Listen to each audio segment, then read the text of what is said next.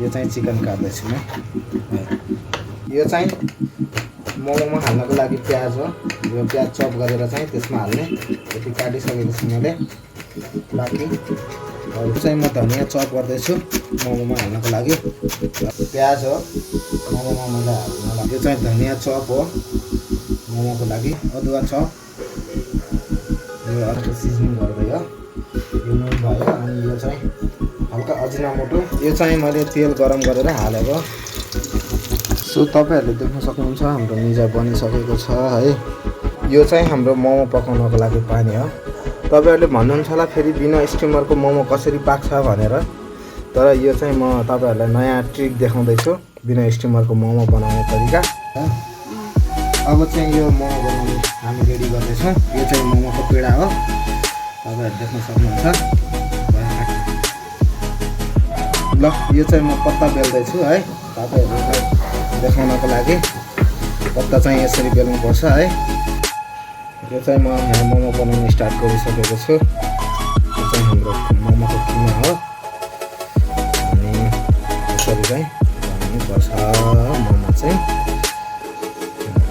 यसरी बनाउँदै गइरहेको छु अहिले चाहिँ। यस्तो बनेको छ। यो चाहिँ मैले यति मोमो बनाइसकेको छु अहिले। अरू चाहिँ बनाउनु छ। हाम्रो चाहिँ अब पानी उम्लिसकेको छ मोमोको लागि।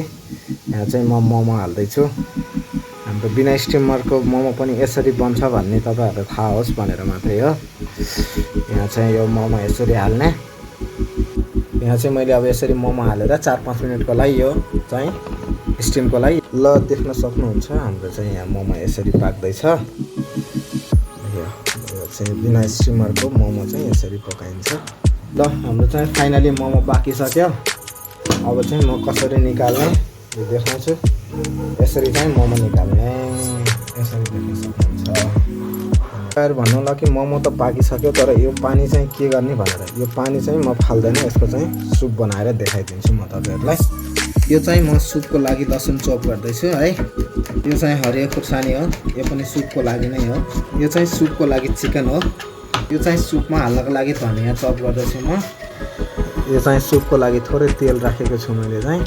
लसुन अनि हरी मिर्च चाहिँ म यहाँ हालेको छु। त्यो चिकन पनि हालिदिएको छु मैले है त सुपको लागि। ल यसलाई मैले हल्का तेलमा भुटिसकेँ। अब चाहिँ त्यो जुन मोमो बनाएको पानी बचेको थियो त्यो चाहिँ मैले नफालेर सुप बनाउँदैछु। हेर्न सक्नुहुन्छ। यो चाहिँ यसको एकदमै राम्रो सुप बन्छ।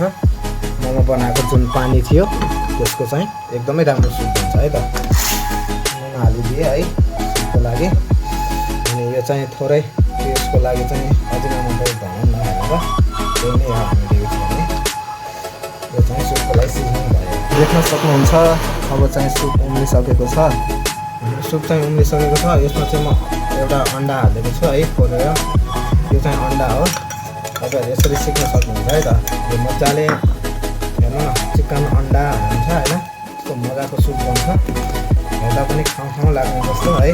ल यो चाहिँ हाम्रो सुपलाई हल्का गाढा गराउनको लागि है। यसले चाहिँ गाढा गराउँछ। यो चाहिँ कर्नफ्लोर हो। यसले चाहिँ जुन पानी हुन्छ त्यसलाई थोरै लिक्विडी टाइपको बनाइदिन्छ यो हाल्यो भने चाहिँ। त्यही भएर यो कर्नफ्लोर युज गरेको छु मैले चाहिँ। यो यसरी हाल्नुभयो भने चाहिँ यो सुप गाढा हुन्छ। अघि पानी थियो अहिले गाढा भयो देख्न सक्नुहुन्छ। अनि यो चाहिँ चप धनियाँ है त। यो धनियाँ चप गरेर चाहिँ सुपमा हाल्नुभयो भने चाहिँ यो सुपको लागि एकदमै राम्रो हुन्छ। त्यसैले यो धनियाँ चाहिँ मैले चप गरेको पनि हालेँ। अब देख्न सक्नुहुन्छ हाम्रो सुप अलमोस्ट रेडी भइसकेको छ। हाम्रो सुप चाहिँ रेडी भइसकेको छ। हेर्दा पनि खाउँ लाग्ने। ल त फाइनली हाम्रो मोमो बनिसक्यो है। हाम्रो चाहिँ मोमो बनिसकेको छ। सुप पनि बनिसकेको छ है देख्न सक्नुहुन्छ। अनि अचार पनि बनिसकेको छ है यो मोमोको लागि अचार।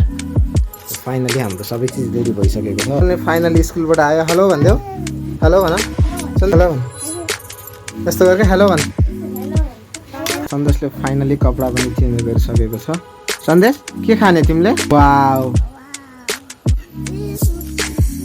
वाउ सन्देशले मोमो खाने।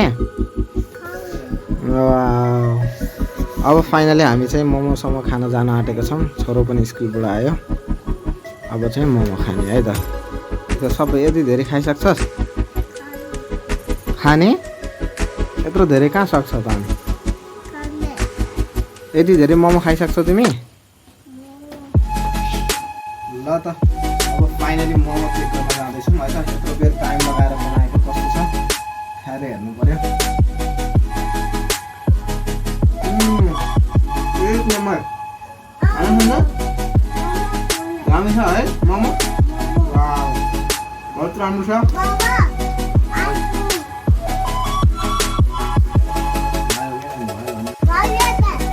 मोमो त खायो, अब सुप चाहिँ कस्तो छ? सुप चाहिँ टेस्ट गर्छ है त। वाउ ल सुप खाने? ओके न एक नम्बर छ, सुप पनि एक नम्बर छ है। मोमो बनाएर बस्छ